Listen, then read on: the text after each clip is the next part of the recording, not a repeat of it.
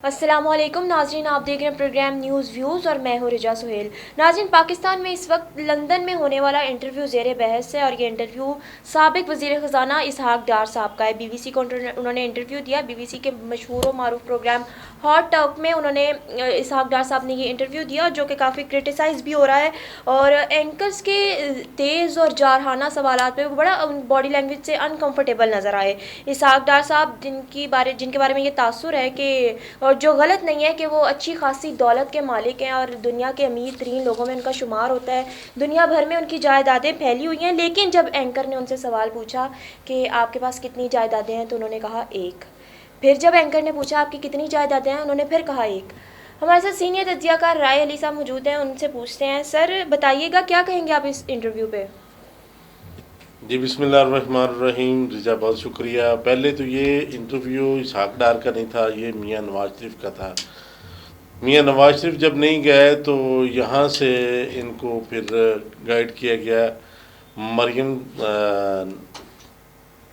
सफदर साहबा की तरफ से कि जी इसहाक डार को भेज दें। फिर जब इसहाक डार साहब वहाँ पे गए, जब कोई भी बंदा इंटरव्यू देने बगैर तैयारी के जाता है तो ऐसे ही होता है। दूसरी बात यह है कि वो यहाँ से अगर वो उनकी यहाँ पे जायदादें ना होती, नैब के केस वो फेस करते। जो जो सवाल नैब ने उनके खिलाफ रेफरेंस दायर किए हैं वही सवाल उसने किए हैं। तो अगर वो उन सवालों का जवाब दे पाते तो यहाँ पे ना फेस करते। देखिए, जायदादें उन्होंने कहा है कि जी मेरी एक ही जायदाद है। दूसरा उन्होंने कहा कि जी मेरे बेटे दुबई में रहते हैं, वहाँ पे उनका एक विलाज है, तो वो बड़ी देर से वहाँ पे काम कर रहे हैं, तो उन्होंने खुद ही बनाया है। तो यहाँ पर उन्होंने यह तो नहीं मेंशन किया कि वो मॉडल टाउन वाली जायदाद है, वो डिफेंस वाली जायदाद है, वो इस्लामाबाद में जो उनके प्लाट हैं वो जायदाद है। कौन सी जायदाद उन्होंने कही, एक जायदाद का उन्होंने बताया, वो जायदाद कौन सी है ये अभी उन्होंने बताना था, तो एंकर ने दूसरा सवाल कर दिया। तो जायदादें तो उनकी उनके मुताबिक एक है, बाकी तो गवर्नमेंट ने सारी भी अब मेरा ख्याल है कब्ज़ा गवर्नमेंट कर लेगी या नीलाम हो जाएगी, क्योंकि जो केस वो केस में इश्तिहारी भी हो चुके हैं, सारा केस उनके अगेंस्ट ही जा रहा है। क्योंकि जब तक बंदा कोई फेस नहीं करेगा तो डेफिनेटली वो केस, अगर वो बंदा सच्चा भी है तो वो उसके ख़िलाफ़ ही जाता है। तो अब ये जो उनकी प्रॉपर्टी बताई जा रही है, अब देखे ना, गवर्नमेंट के तर्जमान भी सामने आ गए। उन्होंने खोल के बता दिया कि इनकी डिफेंस में लाहौर में भी प्रॉपर्टी है, इनकी मॉडल टाउन में भी प्रॉपर्टी है, इनकी इस्लामाबाद में भी प्रॉपर्टी है, इनकी इतनी कंपनी है, 8 गाड़ियों का भी उन्होंने जिक्र किया। तो ये सब चीज़ें पहले से ही रेफरेंस दायर हो चुका है। अब इस सागडार को ऐसे हुआ है कि ये असल में हुआ ये है कि उन्होंने नवाज शरीफ साहब को बुलाना था। उन्होंने नवाज शरीफ साहब को जब बुलाया तो नवाज शरीफ साहब ने यहाँ से पूछा कि जी किसको जाना चाहिए, यहाँ से उनको इंस्ट्रक्शन मिली कि जी इस आगडार को भेज दें।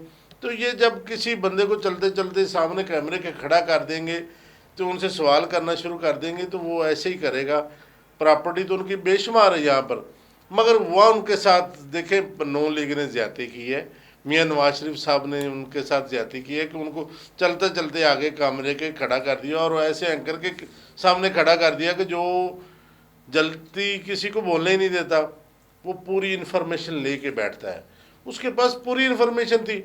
अब इसहाक डार साहब कभी ज़बान को हिला रहे हैं, कभी सर को हिला रहे हैं, इस तरह तो काम नहीं चलेगा। और ये जो इंटरव्यू हुई ये नून लीग पार्टी के गले पड़ गया है, ये गले की हड्डी बन गए, ये निकलेगा नहीं।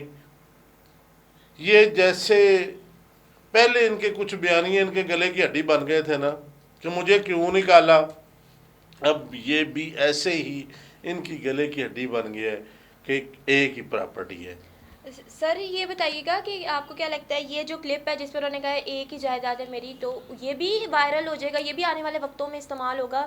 जैसे मरियम नवाज साहिबा का क्लिप इस्तेमाल हो रहा है कि मेरी पाकिस्तान में तो क्या, लंदन में तो क्या, पाकिस्तान में भी कोई जायदाद नहीं जी है। बिल्कुल रिजा, ये इनके जितने भी क्लिप हैं जैसे पहले वायरल होते रहे, जैसे मियाँ नवाज शरीफ का एक क्लिप वायरल हुआ था कि मुझे क्यों निकाला, वो कितनी देर चलता रहा, मुझे क्यों निकाला, मुझे क्यों निकाला। उसके बाद मरियम नवाज शरीफ जो है उनका एक क्लिप था कि रोक सको तो रोक लो, वो कितना वायरल हुआ था। देखिए ना, ये जो स्ट्रेट फॉरवर्ड बातें हैं कि अब इनका ये फिर मरियम का एक और क्लिप वायरल हुआ कि जी मेरी तो लंदन में क्या पाकिस्तान में कोई प्रॉपर्टी नहीं है, जबकि इनकी लंदन में भी है और पाकिस्तान में भी है। देखिए ना, कुछ चीज़ें ऐसी होती हैं कि उसकी वजह वायरल होने की बन जाती है। अब ये साफ झूठ है कि इसमें कोई सदाकत नहीं है कि इसहाक डार के पाकिस्तान में सिर्फ एक ही प्रॉपर्टी है। इसमें कोई सदाकत नहीं है कि इसहाक डार की कहीं और प्रॉपर्टी नहीं है। इसमें कोई सदाकत नहीं है कि इसहाक डार साहब जो है वो सच बोल रहे हैं कि अब ये बात मानी जाए। देखिए, जब वो बोल ही झूठ रहे हैं तो ये वायरल तो होना है, क्योंकि ये कंपटीशन है। वो एक कोई ऐसी शख्सियत तो नहीं है ना कि मेरे जैसे बंदे की वीडियो वायरल नहीं होती, उनकी तो वायरल होनी होनी है, क्योंकि वो खाली वज़ीर ख़जाना नहीं थे, वो मियाँ नवाज शरीफ साहब के समधी भी हैं, और जब से केस बना है वो भागे हुए हैं। उनकी वीडियो तो पहले ही बहुत ज़्यादा वायरल हो रही है। पहले वो एक दफ़ा साफ़ी उसके पीछे लग गया तो वो उसके आगे आगे दौड़ता गया, वो वीडियो भी बहुत वायरल हुई। तो ये वीडियो भी बहुत ज़्यादा वायरल होगी, बल्कि वायरल हो रही है। हर जगह पे ये नून लीग के आड़े आएगी कि जी इसहाक डार साहब की तो एक प्रॉपर्टी, बाकी किसकी? बाकी भाई गरीबों में बांट दें अगर उनकी नहीं है तो। नाज़रीन, मुल्तान वाला जलसा तो जैसे तैसे हो गया। अब देखना यह है कि लाहौर का जलसा कितनी आसानी से हो जाएगा, क्योंकि ऐसा लग रहा है कि हुकूमत ने हथियार डाल दिए हैं। वज़ीर इत्तलात शिब्ली फराज ने अपनी प्रेस कॉन्फ्रेंस में कहा है कि हम जलसे में और जलसे में आने वालों में किसी किस्म की कोई रुकावट नहीं डालेंगे। सर, ये बताइएगा कि उन्होंने कहा है कि हम बिल्कुल भी नहीं रोकेंगे जलसे से, तो फिर अब कोरोना फैलने का खदशा नहीं है? देखें, अगर हुकूमत ने ये फैसला कर रही है और हुकूमत इस पर अमल दरामद भी करे कि इनको ना रोके, तो मैं समझता हूँ कि इनका हुकूमत का बहुत अच्छा फैसला है। बेशक नून लीग पीडीएम सारी कह रही है कि जी हमारी ये जीत है, मैं समझता हूँ ये जीत नहीं है। देखिए, मुल्तान में उन्होंने रोकने की कोशिश की, जब उन्होंने देखा कि जी अवाम का ही नुकसान होगा। देखिए ना, ये मैं पहले भी प्रोग्राम में कह चुका हूँ कि ये जो लीडर हजरात हैं ये तो पीछे होते हैं, अवाम आगे मर रही होती है। अवाम और पुलिस का टकराव था, अवाम और अदारों का टकराव था। अब वहाँ पर हुकूमत ने बहुत अच्छा फ़ैसला किया कि उन्होंने कहा कि जी ठीक है, इनको जहाँ करते हैं ये करने दें, इनको ना रोकें, ये अवाम का नुकसान हो रहा है। क्योंकि जहाँ पर लाठी चार्ज होगा अवाम के सर पटेंगे, इन लीडरों के सर नहीं पटेंगे। मुल्तान में भी यही हुआ, और इन्होंने ये नारा लगा दिया कि जी ये हो गया वो हो गया, हम तो बुर्ज उल्टा देते अगर हमें जलसा करने देते। अब इन्होंने बहुत अच्छा फ़ैसला किया है, हुकूमत इनको जलसा करने दे और देखते हैं, अवाम भी देखेगी कि कितने बुर्ज उल्टते हैं, क्या कर पाती है पीडीएम। अब पीडीएम इस वजह से परेशान है कि जी ये तो हमें रोक नहीं रहे, तो हम क्या करेंगे, कितनी दुनिया इकट्ठी कर लेंगे।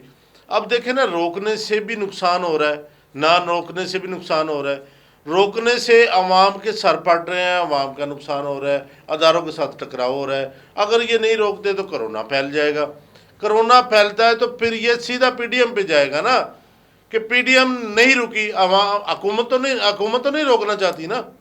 अगर हुकूमत रोकना चाहती है तो ये रुकते नहीं है, उसमें भी अवाम का नुकसान है, इसमें भी अवाम का नुकसान है। मगर हुकूमत ने, मैं समझता हूँ कि बहुत अच्छा फैसला किया कि इनको नहीं रोका। अगर रोकती तो फिर भी तो इन्होंने करने के, जैसे मुल्तान में किया है, लीडर हजरात पीछे बैठ रहे थे, अवाम को आगे झोंक देते हैं कि चलें जी आप मरे, कुर्बानी के बकरे अवाम बनती है। तो बजाय कि अवाम और हुकूमत का टकराव हो, इससे बेहतर है कि इनको कहें जी आए मैदान लगाएं, क्या करते हैं। सर, पीडीएम इस तरह कह रही है कि ये हमारी जीत हो गई है, लाहौर के जलसे की इजाज़त जो हुकूमत ने दे दी है। इवन उनकी जानिब से हुकूमत के कई अरकान की जानिब से, उनके वज़ीरों की जानिब से कहा जा रहा है कि अभी इजाज़त नहीं दी। नून लीग वाले कह रहे हैं कि इजाज़त दे दी है। तो ये क्या चल रहा है? देखिए जी, अभी तक इन्होंने कोई एप्लीकेशन नहीं दी। एप्लीकेशन देंगे ना, उसके बाद ही पता चलेगा ना कि इजाज़त मिलती है सर, नहीं मरियम मिलती। औरंगजेब का कल का बयान है कि उन्होंने एप्लीकेशन दे दी हुई है। नहीं, अभी हुकूमत तो एक्सेप्ट नहीं कर रही है। हुकूमत ने तो कहा कि जिन्होंने अभी तक एप्लीकेशन नहीं दी।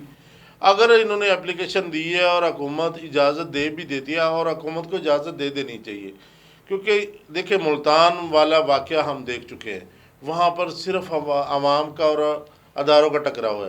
तो मैं समझता हूँ कि आवाम और अदारों का टकराव नहीं होना चाहिए, इनको मैदान लगाने देना चाहिए। और फिर ये जो बाहर बैठ के बड़के लगाते हैं ना कि जी हमने तो ये कर देना था, हमें तो जगह जगह पे ये जलसा होगा, तो जगह जगह पे जलसा करने की बजाय, अवाम और अदारों को टकराव करने की बजाय इनको इजाज़त दे देनी चाहिए और ये मैदान लगाएं। फिर ये सिर्फ एक ही होगा कि कोरोना का फैलाव। अब ये अवाम को खुद सोचना चाहिए। इस पे मैं कहूँगा कि अवाम को खुद सोचना चाहिए। देखिए, हुकूमत अगर पीछे हटी है तो पीडीएम वालों को भी पीछे हट जाना चाहिए, अवाम के बारे में सोचना चाहिए। अब पीडीएम वाले नहीं सोचते तो अवाम को सोच लेना चाहिए कि ये नुकसान किसका है।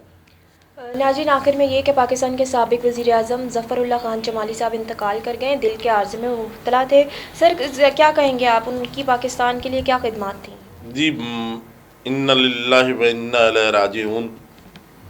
मैं समझता हूँ कि ये भी बहुत बड़ा लॉस है पाकिस्तान के लिए। बहुत अच्छे वज़ीर आज़म थे, बहुत अच्छे इंसान थे जमाली साहब। यहाँ तक कि उस वक़्त वज़ीर आज़म एक पहला वज़ीर आज़म था जो डट गया था अमेरिका के सामने, जिसने कहा था कि जी नहीं, अमेरिका ने कहा मैंने आपके मुल्क की तलाशी लेनी है, उसने कहा मुझे पहले अपने मुल्क की तलाशी दे दो, फिर मेरे मुल्क की आके तलाशी ले लेना।